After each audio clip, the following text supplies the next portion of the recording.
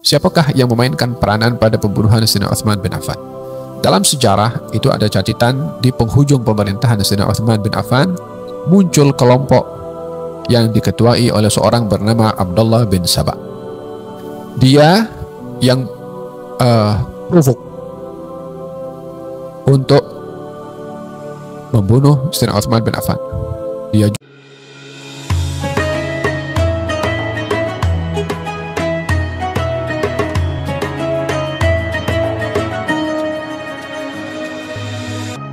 kejadian di masa itu menjadi ibrah dan pengajaran kepada kita semua, di mana kejadian-kejadian itu layaknya menjadi ibrah disebabkan oleh kerana yang hidup di zaman itu adalah orang-orang yang mulia. Mereka adalah golongan sahabat Nabi SAW yang kita diperintahkan untuk mengambil ibrah dan pengajaran daripada mereka.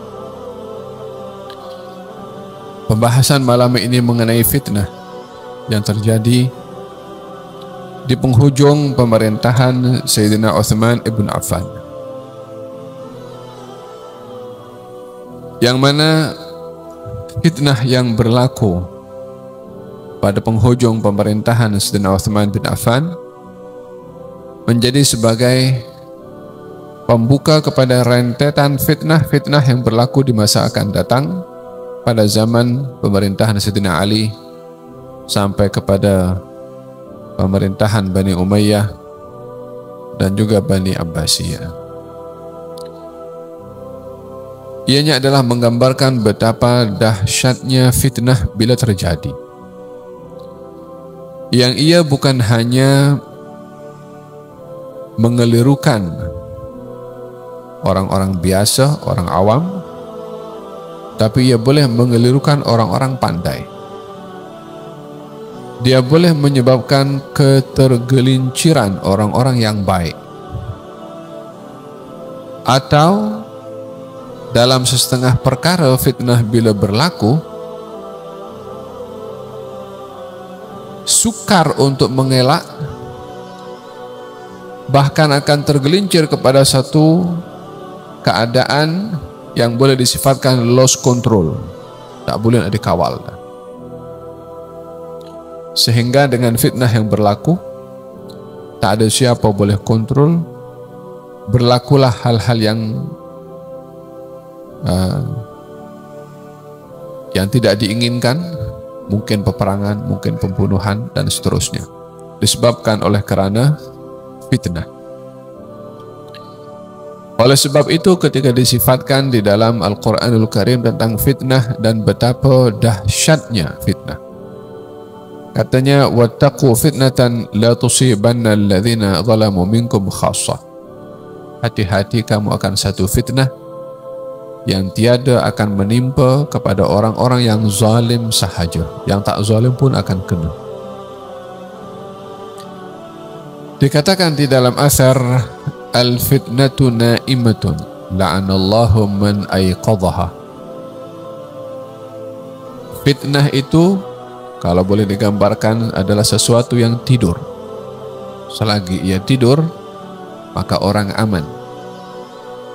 Maka celaka dan binasa, laknat Allah kepada orang yang membangunkan fitnah.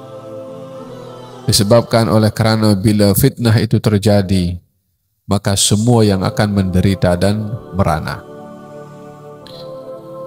Dahsyatnya ini fitnah sampai dijadikan atau diberitahukan oleh Rasulullah solusinya. Ada kalanya berhadapan dengan fitnah itu keep silent, diam, tak bercakap pun juga. Ada kalanya berhadapan dengan fitnah, duduk rumah, tak keluar, semata-mata untuk tidak mahu tergelincir pada fitnah.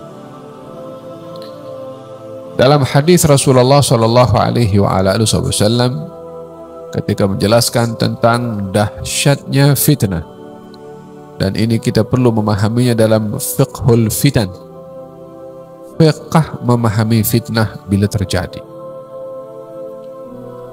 Katanya ketika ditanya kepada Rasulullah sallallahu alaihi wa alihi wasallam, "Ya Rasulullah, man najah?"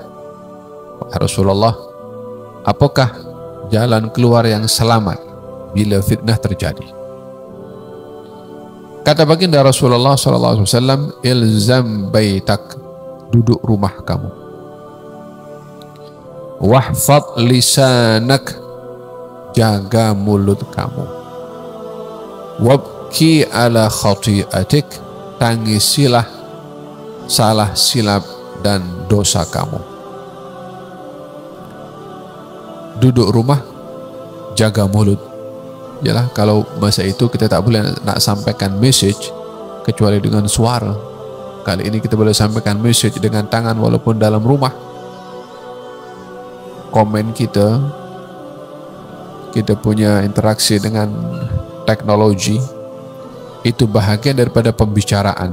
Yani kalau dengan bahasa sekarang bukan jaga mulut tapi jaga tangan juga, untuk tidak terlibat di dalam mengapi-apikan fitnah, baik dengan share atau komen atau like. Masing-masing ada pertimbangannya di sisi Allah Subhanahu wa taala pada malaikat yang mencatat setiap perbuatan manusia. Ketika Nabi ditanya tentang fitnah bila berlaku yang sukar dikawal, kata baginda Rasulullah sallallahu alaihi wasallam, "Duduklah kamu di rumah. Patahkan busur panah kamu dan potonglah talinya supaya tak ada sedikit pun hasrat, azam, niat nak pasang balik itu busur atau nak guna itu balik tali pada panah sehingga dengannya boleh membunuh kepada orang lain. Kemudian simpanlah pedang kamu, ya, jangan gunakan pedang, dan hancurkan dia. Bukan hanya pedang itu disimpan dalam sarungnya, disuruh dihancurkan supaya juga tak tergelincir berkeinginan menggunakan senjata sehingga boleh melukai orang lain disebabkan oleh kerana fitnah yang sukar dibezakan mana yang hak, mana yang batil. Lalu kata sahabat, "Ya Rasulullah, kalau itu sudah dibuat, busur panah sudah dipatahkan, tali sudah dipotong, pedang sudah dihancurkan, lalu masih ada orang juga yang masuk ke rumah kita dan paksa kita terlibat dalam fitnah." Fitnah maksudnya peperangan, perselisihan dan juga antara saudara muslim dengan muslim yang berperang. Kalau juga kita dipaksa juga, kata baginda Rasulullah, "Kun ka khairai ibnai Adam." Jadilah kamu orang yang terbaik daripada dua anak Adam. Yang dimaksudkan adalah Qabil dan Habil. Ketika Qabil hendak membunuh kepada Habil, Habil mengatakan, "Kalau kamu hulurkan tangan kamu bunuh aku takkan hulurkan tangan aku bunuh kamu. Aku takut pada Allah." Jadilah macam Habil ini, yang tidak kamu menodai tangan kamu dengan membunuh orang lain, walaupun resikonya kamu akan dibunuh. Gambaran ini memberikan kepada kita satu keterangan betapa dahsyatnya fitnah yang orang boleh tergelincir, bukan hanya orang biasa, orang awam. Orang awam tergelincir mungkin karena kejahilannya, tapi orang yang berilmu pun juga, orang-orang yang mulia juga boleh tergelincir, menunjukkan betapa gelapnya itu fitnah sehingga orang pandai pun boleh tergelincir. Demikian beberapa hadis mengenai fitnah, dan tentunya itu bukan hanya di zaman Nabi sahaja, tapi di setiap zaman bila berlaku fitnah yang serupa dengan apa yang berlaku di zaman baginda Rasulullah atau di kurun yang pertama, zaman baginda Rasulullah SAW. Saya bacakan fitnah yang berlaku pada peristiwa pembunuhan Sayyidina Uthman ibn Affan. Kita semua sedia maklum bahwasanya Khulafa Ar-Rashidin, khalifah yang 4 setelah Rasulullah, mereka adalah orang yang diridai oleh Allah dan oleh Rasulnya, dan mereka golongan daripada 10 orang yang mendapat kabar penghuni syurga. Daripada 10 orang adalah 4, Sayyidina Abu Bakar, Sayyidina Umar, Sayyidina Uthman, dan Sayyidina Ali. Kepimpinan Sayyidina Abu Bakar kita bahas, kepimpinan Sayyidina Umar kita bahas, kepimpinan Sayyidina Uthman kita sampai ke penghujungnya. Tawalla Uthman al-khilafata 12 sanah. Kepimpinan Sayyidina Uthman ini 12 tahun, dan beliau orang yang paling lama memimpin di antara 4 khalifah. Sayyidina Abu Bakar dalam 2 tahun lebih, Sayyidina Umar kurang 11 tahun lebih kurang, Sayyidina Ali mungkin dalam 4 tahun, Sayyidina Uthman yang paling lama 12 tahun. Dan tidaklah pada kepimpinan Sayyidina Uthman bin Affan pada awal pemerintahannya tidak ada permasalahan, semua elok saja. Sampailah muncul cemburu daripada sebahagian orang disebabkan oleh karena Sayyidina Uthman banyak melantik kerabatnya untuk mengetuai atau menduduki jawatan-jawatan penting pada sistem pemerintahan. Dilihat sikap ini ada sikap bias atau pilih kasih, atau mungkin dengan bahasa sekarang mungkin kroni, oleh sebahagian kelompok yang tidak melihat pada sudut positifnya apa yang dibuat oleh Sayyidina Uthman ibn Affan. Sayyidina Uthman bin Affan berdalilkan kalau ini adalah bahagian daripada silaturrahim, bahagian daripada al-aqrabun awla bil ma'ruf, kerabat didahulukan dalam kita berbuat baik.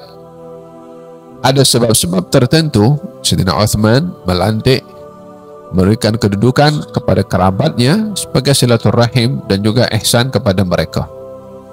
Namun pemerintahan ini yang menjadi tempat yang dicemburui oleh ramai orang,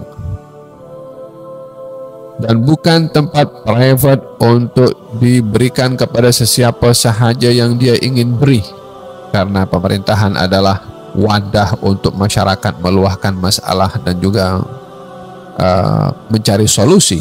Maka tidaklah dilihat ia sebagai satu peluang khusus bagi golongan tertentu untuk kumpulkan kelompoknya, kerabatnya, atau sesiapa sahaja yang disenangi olehnya.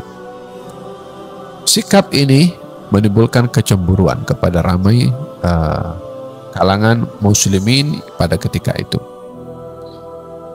Hal ini diceritakan oleh Sa'id ibn al-Musayyib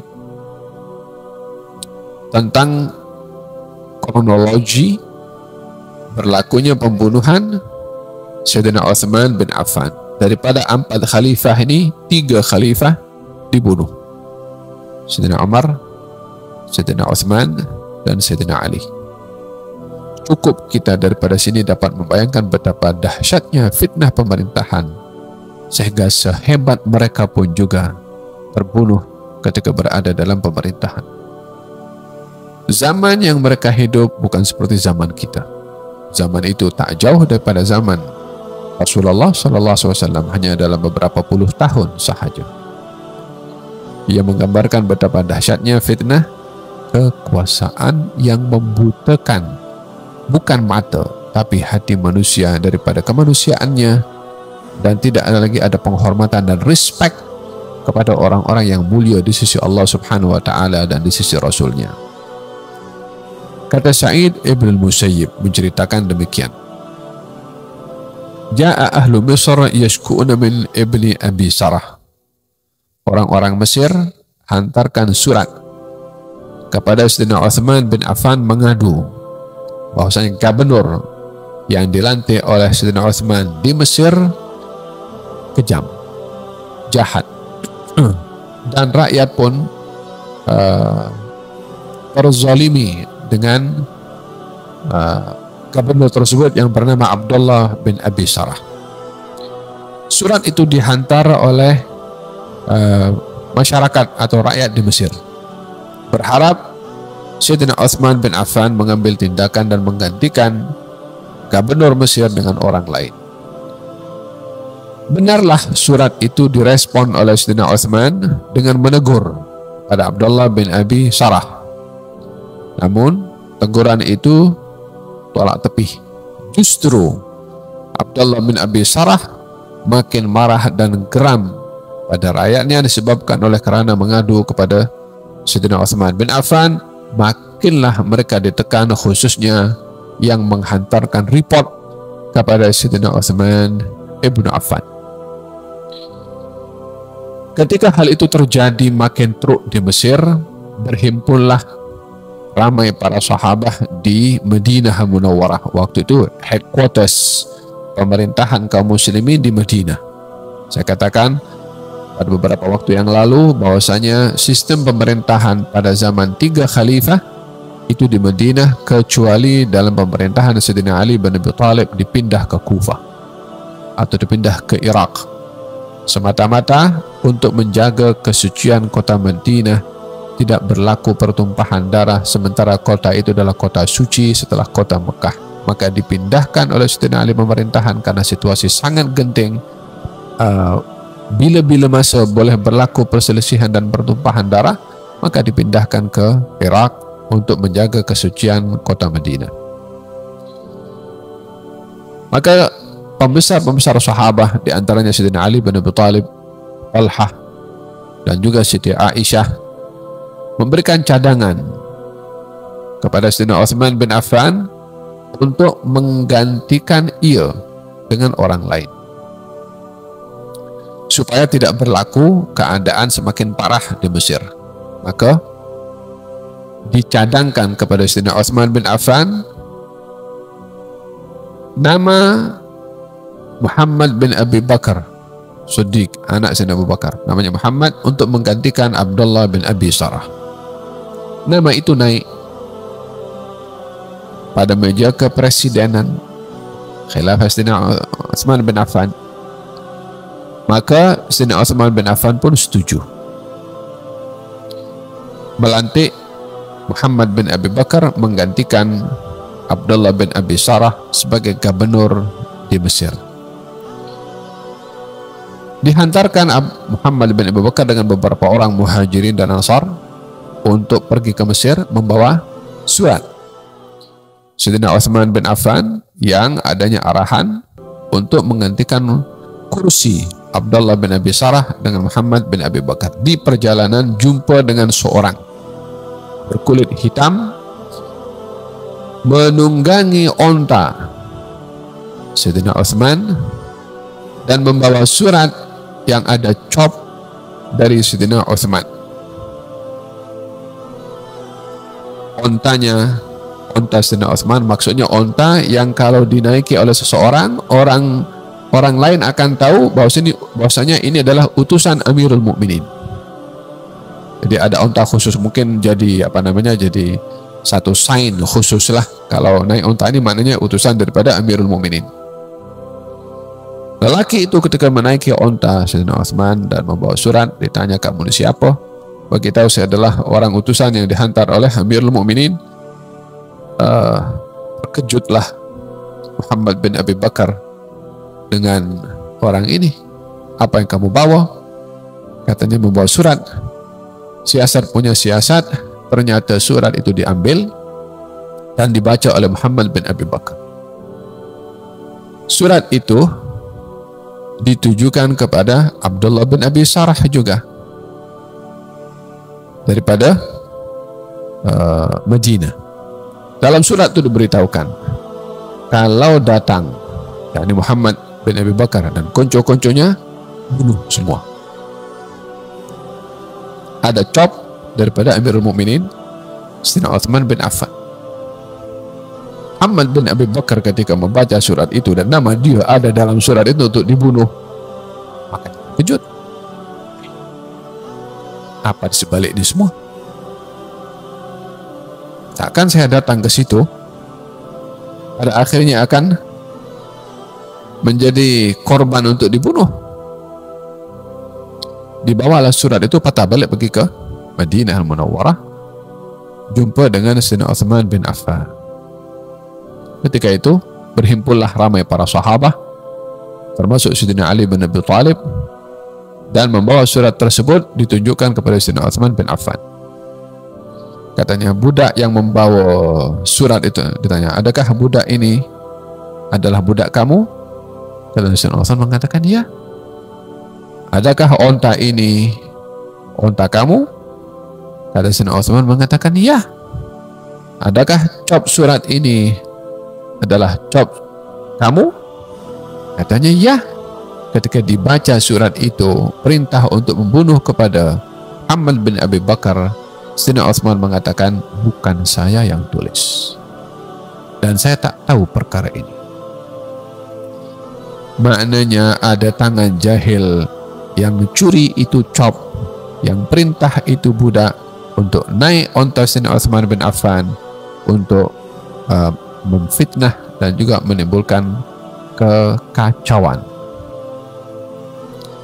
Didapati siasat dengan siasat, didapati catatan atau tulisan surat itu ditulis oleh Marwan ibn al-Hakam. Marwan ibn al-Hakam dikenali dengan seorang yang kejam, dan dia adalah kerabat Sayyidina Utsman bin Affan. Dialah yang memalsukan surat, dia yang curi itu cop, dia juga yang bayar budak tersebut untuk membawa surat itu. Ketika diketahui, Marwan bin Hakam risau, takut akan kena tangkap dan dihukum dengan hukuman yang berat. Maka dia masuk ke rumah Sayyidina Utsman bin Affan, rumah kepresidenan, rumah pemerintah, bersembunyi di situ. Rumah ini memiliki satu jaminan secure untuk tidak boleh sesiapa boleh menembusi, ya kan, macam di mana-mana negara rumah kepresidenan tu ada dia punya secure lah, tak semua orang boleh masuk suka-suka, hatta menteri pun atau siapapun juga. Diminta kepada Sayyidina Utsman bin Affan untuk menyerahkan Marwan ibn al-Hakam. Sayyidina Utsman enggan untuk menyerahkan. Mungkin ada sebab-sebab tertentu, dia akan selesaikan sendiri, dia akan buat keputusan, dia akan ambil tindakan. Tapi sikap dan keputusan Sayyidina Utsman tidak disukai oleh ramai kaum muslimin pada ketika itu, termasuk sahabat tak bersetuju, bahkan menekan kepada Sayyidina Utsman bin Affan untuk menyerahkan Marwan ibn al-Hakam untuk dijatuhi hukuman. Namun Sayyidina Utsman enggan untuk menyerahkan, dan inilah yang menjadi sebab kekecewaan sebahagian para sahabat yang menasihati kepada Sayyidina Utsman untuk menyerahkan Marwan dan diselesaikan kisnya di mahkamah atau pada pihak hakim yang akan menentukan. Maka pada ketika itu kaum muslimin sudah mulai marah. Rakyat bangkit, dan inilah punca fitnah yang berakhir dengan pembunuhan Sayyidina Utsman bin Affan. Rakyat marah, rakyat bangkit, tapi belum tentu rakyat yang bunuh. Pihak yang mengapi-apikan rakyat itu ambil kesempatan. Pihak yang berkepentingan itu akan gunakan suara rakyat untuk dia tekan dan mengambil manfaat daripada situasi seperti itu tanpa dia menjadi korban. Rakyat suruh marah. Yang bikin marah duduk di luar ke sana, tunggu apa kira-kiranya. Macam itulah sistem yang ada pada yang cari kuasa daripada dulu sampai sekarang. Dan sentiasa yang akan jadi korban adalah rakyat.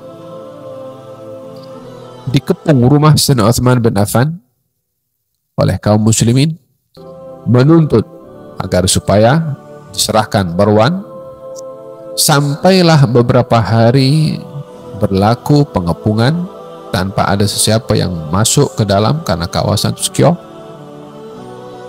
Maka mulalah boikot air. Tidak dibenarkan untuk masuk ke rumah Sayyidina Utsman bin Affan sehingga kehausan. Tujuannya adalah untuk menekan Sayyidina Utsman supaya menyerahkan Marwan kepada kaum muslimin. sampailah berteriak daripada rumahnya Sayyidina Uthman dan keluarganya yang kehausan, mengatakan, siapa di antara kamu yang boleh sampaikan kepada Ali kalau saya perlu air? Khalifah, sahabat, gelarannya Dzun Nurain, yang punya dua cahaya karena menikah dengan dua putri Nabi SAW, menantu Nabi, yang dikatakan oleh Nabi, malaikat malu kepada Utsman bin Affan untuk minum tak dapat sebagai seorang ketua negara. Nak bagi tahu bagaimana dahsyatnya fitnah kekuasaan. Siapa di antara kamu yang boleh sampaikan kepada Ali kalau saya ini haus dan keluarga? Maka berita sampai kepada Sayyidina Ali. Ini sudah bukan lagi masalah boleh dikawal seorang dua orang. Ini rakyat bangkit. Dan masing-masing ada agenda. Belum lagi pihak ketiga yang memanfaatkan sebagaimana saya katakan tadi. Berita sampai kepada Sayyidina Ali, maka Sayyidina Ali bawakan macam dua, jelas kalau mungkin sekarang 2 galon, 2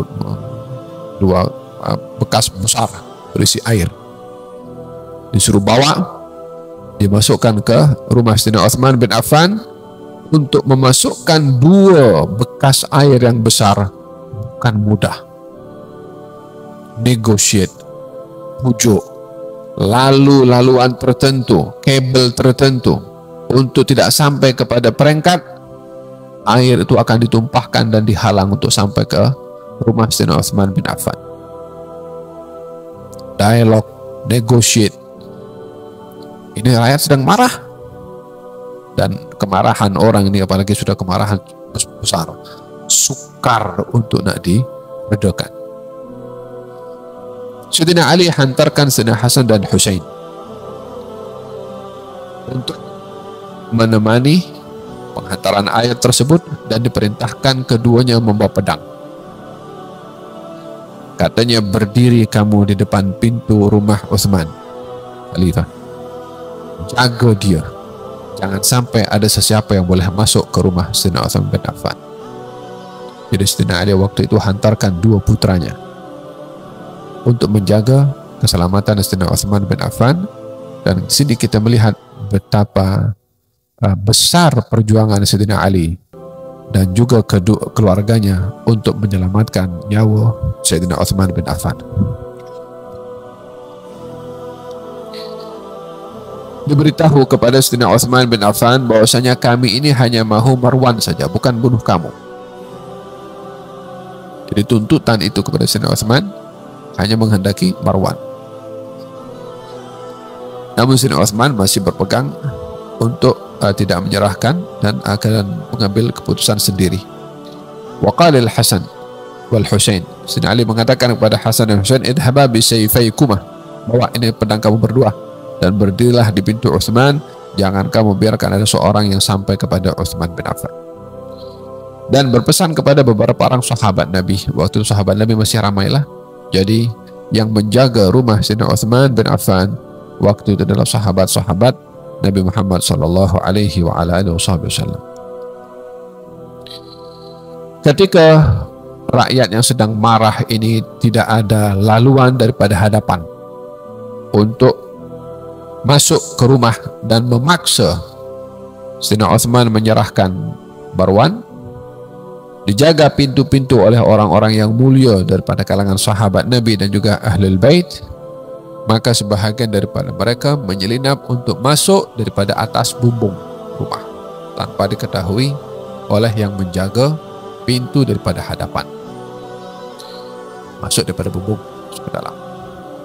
Aqbalu alaih, dan sudah siap dengan pedangnya, sehingga dibunuhlah Sayyidina Utsman ibn Affan. Di sini kita memahami bahwa yang datang, yang masuk bukan telus untuk mencari Marwan, tetapi mereka sedang merancang yang lebih besar daripada itu, yaitu fitnah. Oleh sebab itu yang masuk daripada atas itu, yang dicari bukan Marwan, tapi Utsman yang dibunuh. Karena tujuannya ingin menimbulkan kekacauan di antara kaum al-muslimin. Kalau yang dicari Marwan, dicarilah Marwan. Kenapa Utsman dibunuh? Tapi mereka masuk dan mereka membunuh kepada Sayyidina Utsman bin Affan, sementara Sayyidina Utsman sedang membaca Al-Quranul Karim. Darah yang keluar daripada kepalanya dengan pukulan pedang itu jatuh ke mushaf yang disusun oleh beliau sendiri kepada firman Allah Subhanahu wa taala, fasayakfikahumullah. Allah akan cukupkan mereka yang melakukan azab ini, yang melakukan pembunuhan ini, yang melakukan kejahatan dengan hukuman dari Allah Subhanahu wa taala. Seakan-akan yang memberitahukan bahwasanya Utsman terbunuh dalam keadaan ia berada di pihak yang benar dan pelakunya adalah orang-orang yang memang menginginkan keburukan dan kejahatan, bukan semata-mata ingin mencari kebenaran atau menghukum kepada Marwan. Nah, saat itu terjadi dan itu berlaku di waktu malam, tidak dapat dikenal pasti siapa pelakunya. Maka berita sampai kepada Sayyidina Ali, fa'aqbala mughdiban, marah Sayyidina Ali. Berkata kepada kedua putranya, kaifa qutila Amirul Mukminin wa antum 'alal bab? Dan bagaimana Amirul Mukminin boleh terbunuh sementara kamu duduk depan pintu sebagai penjaga, sebagai security? Dia angkat tangannya, dipukul. Wa rafa'a yadahu falatama al-Hasan, ditampar putranya Hasan. Wa daraba sadra Husain, dan memukul dadanya Husain. Yakni apa namanya? Simbol kemarahan yang luar biasa. Macam mana boleh gagal? Dan ini juga menunjukkan betapa seriusnya Sayyidina Ali dalam menjaga keselamatan Sayyidina Utsman bin Affan dengan dijadikan putranya sebagai penjaga, yang apa-apa berlaku yang akan terkorban adalah putranya sendiri, semata-mata untuk menjaga keselamatan Sayyidina Utsman bin Affan. Ini perjuangan Ahlul Bait Rasulullah dalam membela keselamatan Sayyidina Utsman bin Affan. Diberitahukan dan marah kepada Muhammad bin Talhah, marah kepada Abdullah bin Zubair. Semua ini adalah anak-anak muda yang menjaga pintu Sayyidina Utsman bin Affan. Dimarah semua oleh Sayyidina Ali. Hasan kena tampar, Husain kena tolak dadanya, dan diberitahukan kalau yang membunuh adalah menyelinap dan masuk daripada atas bumbung dan memukul atau menggunakan pedang mereka untuk membunuh kepada Sayyidina Utsman bin Affan. Ini berakhirnya pembunuhan Sayyidina Utsman bin Affan. Tapi implikasi daripada pembunuhan itu tidak berakhir dengan terbunuhnya Sayyidina Utsman. Ia adalah api yang baru menyala daripada api-api fitnah. Katanya kharaja Aliun, Sayyidina Ali keluar daripada rumah Sayyidina Utsman bin Affan setelah dibunuh dalam keadaan beliau marah, dan orang-orang datang mengatakan kepada Sayyidina Ali, ini tak boleh berlalu masa tanpa ada pemimpin bagi kami. Hulurkan tangan kamu untuk kami baiat kepada kamu. Kata mereka yang sedang berhimpun di hadapan rumah Sayyidina Utsman ibn Affan. Sayyidina Ali menjawab, laisa dzalika ilaikum.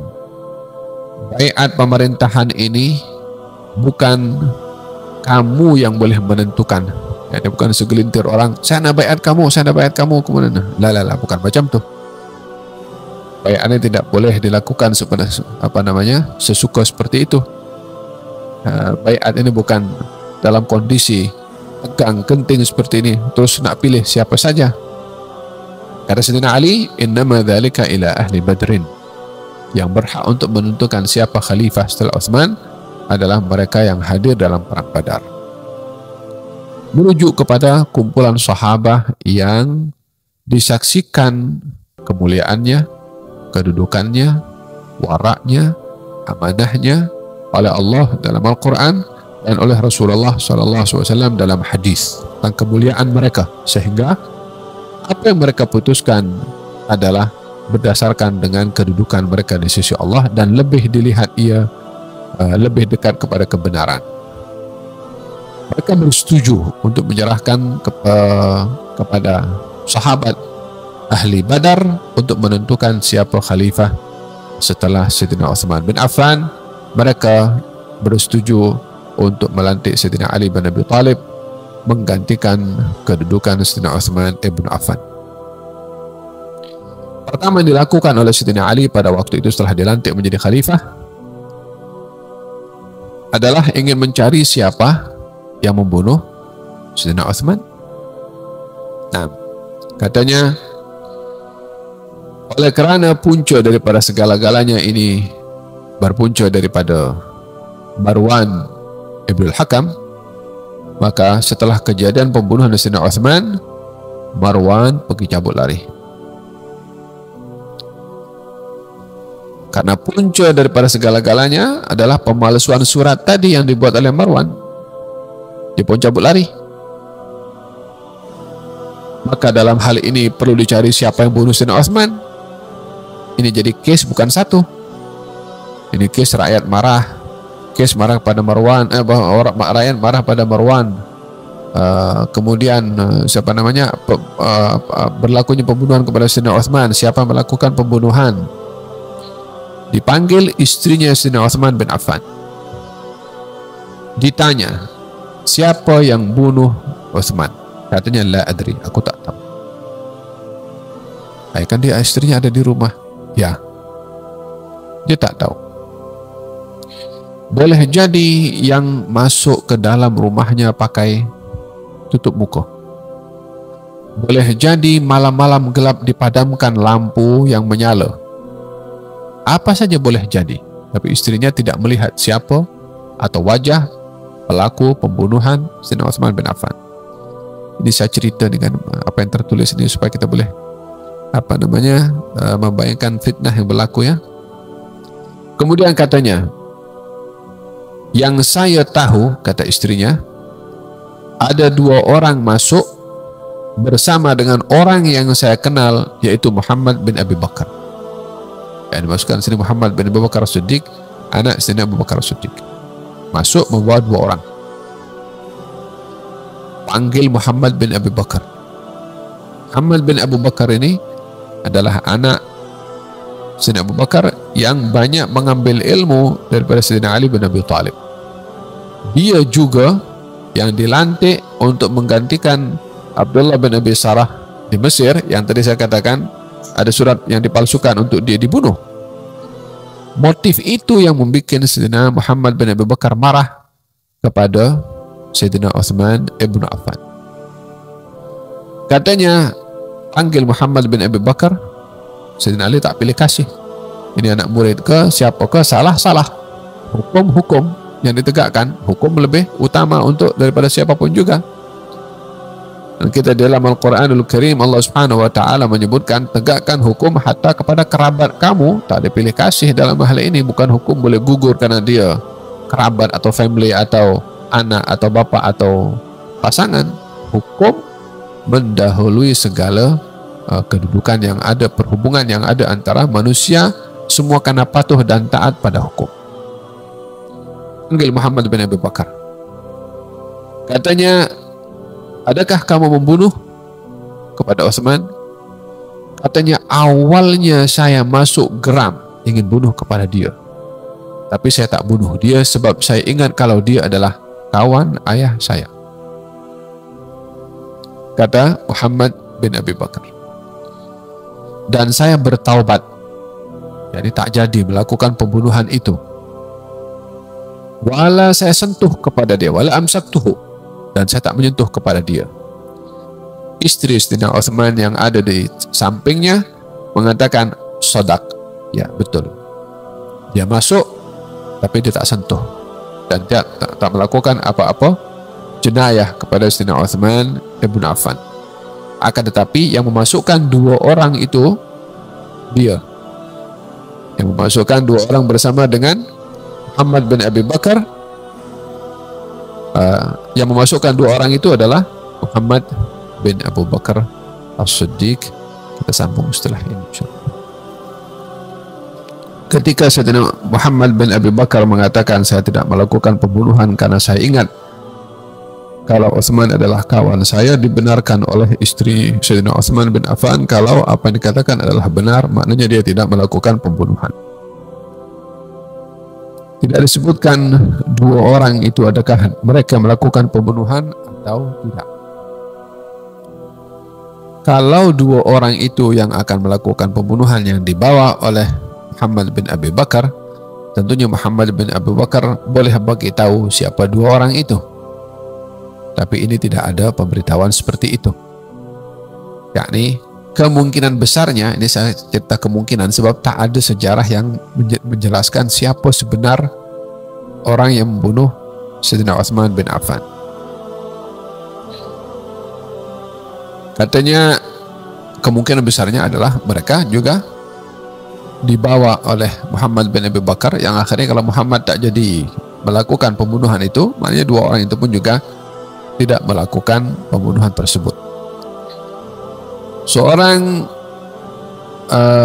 dalam Ibn Asakir, seorang ulama yang menulis tentang sejarah, mengatakan, menukil satu riwayat bahwasanya yang membunuh Sayyidina Utsman adalah seorang daripada Mesir, Azraq Ashqar, yakni rambutnya dan juga matanya itu disifatkan begini dan begitu.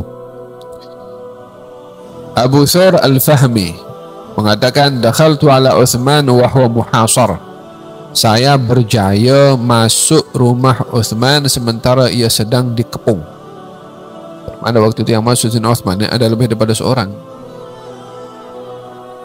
Katanya faqal, Sayyidina Utsman mengatakan kepada Abu Thur, saya simpan amalan saya pada Allah ada 10 perkara.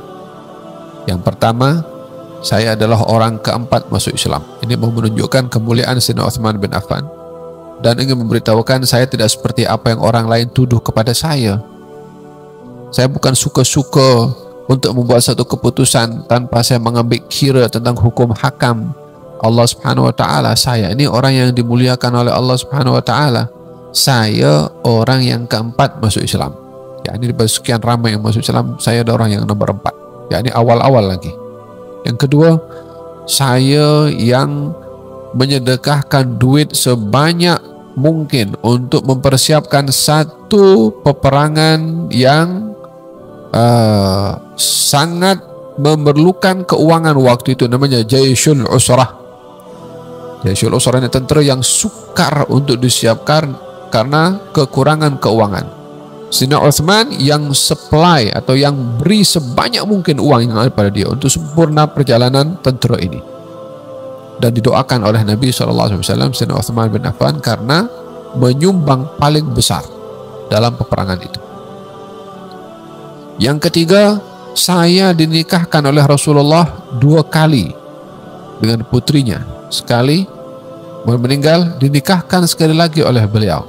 Jadi saya ini menantu Nabi, saya ini dimuliakan oleh Nabi.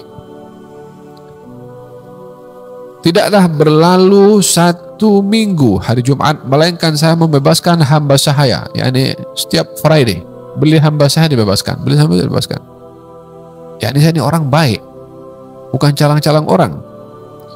Saya tidak pernah berzina walaupun di masa jahiliyah, apatah lagi setelah Islam. Saya tidak pernah mencuri walaupun di zaman jahiliyah, apatah lagi setelah Islam. Dan saya yang menghimpunkan Al-Quranul Karim. Mushaf yang kita ada sekarang ini namanya Mushaf Utsman. Apa sebabnya? Sebab beliau yang menyusun, beliau yang memilih tulisannya, bahasanya, sampailah ke tangan kita sekarang. Yakni jasanya luar biasa. Saya bukan calang-calang orang, jadi kamu jangan salah faham dengan saya. Lebih kurang ingin memberitahukan tentang identiti dirinya. Namun tetap juga ketentuannya ditentukan oleh Allah Subhanahu wa taala pada ilmunya, pada qada qadarnya, berlakunya pembunuhan kepada Sayyidina Utsman bin Affan, dan beliau terbunuh pada hari Tasyriq, yakni selepas hari raya Idul Adha. Hari Tasyriq 11, 12 dan 13. Dan itu adalah bulan haram. berlaku pembunuhan kepada Sayyidina Uthman bin Affan. Sayyidina Umar dibunuh sedang salat subuh, Sayyidina Ali dibunuh sedang salat subuh. Jadi dahsyatnya fitnah kekuasaan. Penulis di sini ada menceritakan tentang siapakah yang memainkan peranan pada pembunuhan Sayyidina Uthman bin Affan. Dalam sejarah itu ada catatan di penghujung pemerintahan Sayyidina Uthman bin Affan muncul kelompok yang diketuai oleh seorang bernama Abdullah bin Saba. Abdullah bin Saba seorang Yahudi, berasal daripada Yaman. Masuk Islam dahulu, Yaman itu ada Ahlul Kitab. Sebelum Islam, Yaman itu dihuni oleh Ahlul Kitab. Ahlul Kitab daripada orang-orang Yahudi dan Nasrani. Seorang bernama Abdullah bin Saba yang kononnya masuk Islam, tapi punya perangai untuk menimbulkan perpecahan di tengah-tengah umat Islam. Dia yang provok untuk membunuh Sayyidina Uthman bin Affan. Dia juga yang provok untuk berlakunya peperangan Jamal. Kita akan bahas nantilah bila ada masa kita bahas. Dahulu kita tak nak bahas benda ini. Ya, kita nak cerita orang-orang mulia, cerita sahabat Nabi SAW. Takut tergelincir cakap ini, takut orang keliru. Kita dalam berbahas tentang hal-hal peristiwa berlaku di zaman baginda Rasulullah dan para sahabat Rasulullah, kita kena membezakan antara kita menceritakan apa yang terjadi dengan kita tidak boleh tergelincir mengkritik sahabat Nabi atau merendahkan atau menghina sahabat Nabi. Dua perkara yang berbeza. Mereka sahabat itu mulia bukan karena manusianya, tapi karena mereka hidup di zaman Nabi dan bersahabat beriman kepada Nabi SAW. Itu yang menyebabkan mereka itu mulia dalam hati umat Islam. Bersalahnya mereka bukan maksum, bukan Nabi. Yang bukan Nabi boleh tergelincir kepada kesalahan-kesalahan. Di zaman Nabi ada sahabat yang berzina, ada sahabat yang tergelincir melakukan perbuatan pencurian. Ada, tapi tetap mereka sahabat. Yang kita kena mesti berbahas tentang mereka bila ingin menceritakan tentang cerita mereka, jangan lebih sampai merendahkan kepada mereka. Kalau mereka salah macam mana? Salahnya kan kepada Tuhan, kepada Allah, bukan kepada kita. Itu yang perlu dijaga di dalam kita membahas tentang hal-hal terjadi kepada sahabat-sahabat Nabi Muhammad SAW. Karena hormatnya pada Nabi, kita hormat kepada mereka. Karena ta'zim kita kepada Rasulullah, kita ta'zim pada mereka, hatta mereka bersalah, hatta ada perbuatan yang keliru pada mereka. Untuk menceritakan sejarah, ya, karena itu termaktub dalam buku-buku sejarah, tapi tidak melebihi daripada batasan untuk boleh menghina dan merendahkan kepada mereka. Nah, maka Abdullah bin Saba ini yang provok kepada orang-orang untuk menimbulkan fitnah antara kaum muslimin. Apakah dia punya slogan?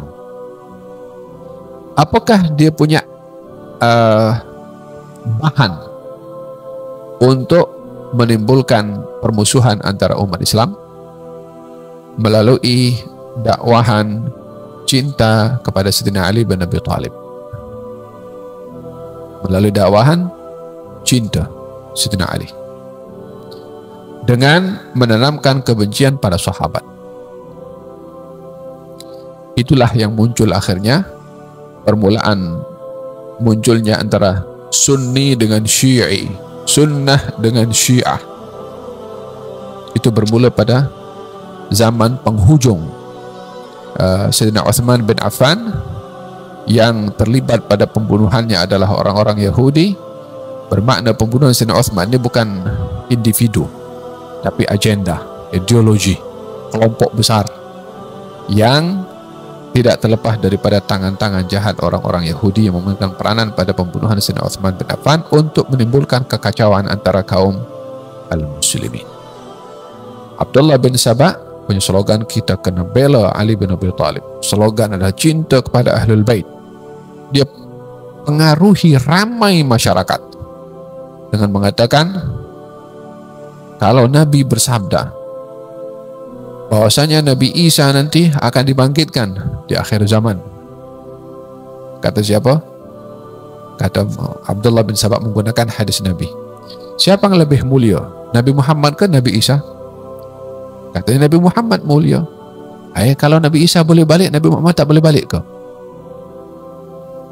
Orang-orang awam. Betul lah. Betul. Tapi Nabi Muhammad balik bukan dengan tubuh badannya seperti Isa, tapi balik melalui jasadnya Ali bin Abi Thalib. Orang pun mula sanjung. Padahal itu tak ada dalam ajaran Nabi. Wala Sayyidina Ali pun juga pernah ajarkan seperti itu. Pendustaan, pemalsuan dalam pemahaman untuk mempengaruhi rakyat-rakyat atau masyarakat yang tak tahu, yang tak reti, sehingga muncullah kelompok yang besar di bawah pengaruh Abdullah bin Sabah, seorang Yahudi yang memakai pakaian seakan-akan seorang Muslim, namun menimbulkan permusuhan di tengah-tengah orang Islam. Muncullah istilah Syiatu Ali, yakni pembela atau pengikut Sayyidina Ali, pembela Sayyidina Ali, istilah Syiah yang digunakan. Dan kalau kita ingin lebih dalam mengkaji tentang mustalahat, terminologi tentang Syiah ini atau Sunnah ini, ada sejarahnya ya. Saya tak nak bahas panjang di sini karena masih tak sempat. Tapi ringkasnya, munculnya nama istilah itu adalah berpunca daripada kelompok politik dan bukan kelompok madhab fiqah. Madhab fiqah Syiah itu datang kemudian. Tapi istilah Syiah sudah ada sebagai kelompok politik yang menginginkan kekuasaan atau ingin menimbulkan kekacauan. Seperti mana yang dilakukan oleh Abdullah bin Sabah ketika mempengaruhi ramai daripada masyarakat termasuk yang di Mesir. Berlakunya peperangan Jamal yang akan kita bahas kemudian, dia adalah puncanya. Dia yang provok, dia yang memulai, dia yang menyebabkan pertumpahan darah kepada beberapa sahabat besar, termasuk Talhah yang terbunuh, Abdullah bin Zubair yang terbunuh dalam peperangan Jamal. Daripada Sayyidina Ali juga ramai beberapa sahabat. Puncanya adalah Abdullah bin Sabah. Jadi dia yang menjadi batu api untuk mempergaduhkan antara kaum muslimin, sementara dia bergerak di belakang. Dia tak join dalam itu semua. Jangan buat macam melempar batu sembunyi tangan. Abdullah bin Sabah, ya. Wallahu ta'ala alam. Ini beberapa hal yang perlu saya ceritakan seperti mana ada dalam buku Fiqhus Sirah yang disusun oleh Syekh Muhammad Said Ramadan Al-Buti. Abdullah bin Sabah ini ketika menyusun satu kekuatan di zaman Sayyidina Uthman bin Affan masih hidup, dan sudah dihidu rancangan-rancangan jahat dia kepada pemerintahan Sayyidina Uthman. Sayyidina Ali datang kepada Sayyidina Uthman, saya yang akan lawan dia. Orang yang menggunakan nama Sayyidina Ali untuk disanjung dan dibela, Abdullah bin Sabah, untuk memanipulit kepada masyarakat, Sayyidina Ali sendiri mengatakan, saya akan lawan kepada dia. Saya akan cukupkan kamu daripada bahaya dia. Maka Sayyidina Ali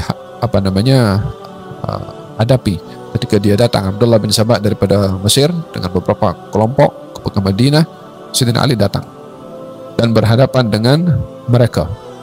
Katanya, kamu mendakwa, yakni merujuk kepada Abdullah bin Sabah dan konco-konconya. Kamu mendakwa adalah saya orang yang kamu sanjung, saya orang yang kamu bela, saya orang yang kamu cinta. Kan mereka mendakwa cinta kepada Sayyidina Ali. Karena saya orangnya, saya tak pernah suruh kamu berbuat demikian. Saya tak ada kaitan dengan apa yang dikatakan oleh Abdullah bin Sabah. Walhasil dibuka segala-galanya oleh Sayyidina Ali bin Abi Thalib. Sehingga orang-orang yang tak reti itu pegang kepala semua, kita duk bela orang ini, ternyata orang ini tidak mengajarkan kepada kita apa yang diajarkan oleh Abdullah bin Sabah kepada kita tentang dia. Mulai ramai daripada mereka yang sedar, tapi racun sudah masuk dalam otak sebahagian yang sukar untuk dikeluarkan. Dan punca daripada segala-galanya ini adalah bermula daripada Abdullah bin Sabah yang memporak-porandakan pemerintahan khilafah, khususnya pada pemerintahan yang terakhir Sayyidina Uthman bin Affan. Berpuncalah daripada situ macam-macam fitnah, peperangan demi peperangan yang sukar untuk dipadamkan api fitnah tersebut. Hadirin hadirat yang dirahmati oleh Allah Subhanahu wa taala, demikian beberapa perkara yang terkait dengan fitnah yang berlaku di zaman Sayyidina Uthman ibn Affan. Gal kata Ibnu Katsir ketika menceritakan tentang Abdullah bin Sabah, katanya kelompok yang dipimpin oleh Abdullah bin Sabah, alhamdulillah tak ada sahabat yang ada terpengaruh di situ. Semuanya adalah generasi setelahnya yang terpengaruh dengan fitnah yang ditaburkan oleh Abdullah bin Sabah. Dengan demikian kita hikmah yang perlu kita belajar, jangan mudah terpengaruh dengan slogan-slogan, provok-provok yang dibuat dengan apapun slogannya. Nak bela Nabi ko, nak bela Quran ko, nak bela apa ko, tunggu dulu. Kena pastikan dulu siapa ini. Itu Abdullah bin Sabah gunakan membela ahli keluarga Nabi, tapi di dalamnya racun yang berpanjangan sampai kesannya sampai hari ini pun juga. Slogannya itu adalah membela ahli keluarga Nabi. Ada sebahagian orang kelompok ingin membela sahabat, tujuannya membenci kepada ahli keluarga Nabi. Ada pun juga kesan dan implikasinya sampai hari ini. Dahulu ada orang ingin membela Quran dengan mengatakan Quran itu makhluk atau Quran bukan makhluk. Berlaku pembantaian dan pembunuhan gara-gara slogan itu. Jadi tidak mudah untuk dengan slogan untuk tergelincir kepada perselisihan dan pembunuhan. Jangan mudah ini kafir, ini tunggu dulu. Itu yang berlaku di fitnah beberapa waktu yang lalu, untuk menghalalkan orang lain diperangi, dikafirkan dulu. Kalau tidak, macam mana kita akan halal bunuh orang Islam? Kafir dulu, baru dibunuh, baru diperangi. Yang berlaku zaman dulu, ada hikmah besar yang perlu kita pelajari di zaman sekarang. Intinya elakkan daripada tergelincir kepada fitnah. Kita berdoa mudah-mudahan Allah Subhanahu wa taala lindungi kita daripada fitnah. Allahumma inna nas'aluka ridhaka wal jannah wa na'udzubika min sakhatika wan nar. Allahumma inna nas'aluka fi'lal khairat wa tarkal munkarat wa hubbal masakin. Wa idza aradta biqaumin fitnatan faqbitna ghaira maftunina ya arhamar rahimin. Wa sallallahu alaihi wasallam Muhammadin wa ala alihi wasallam. Alhamdulillahirabbil alamin.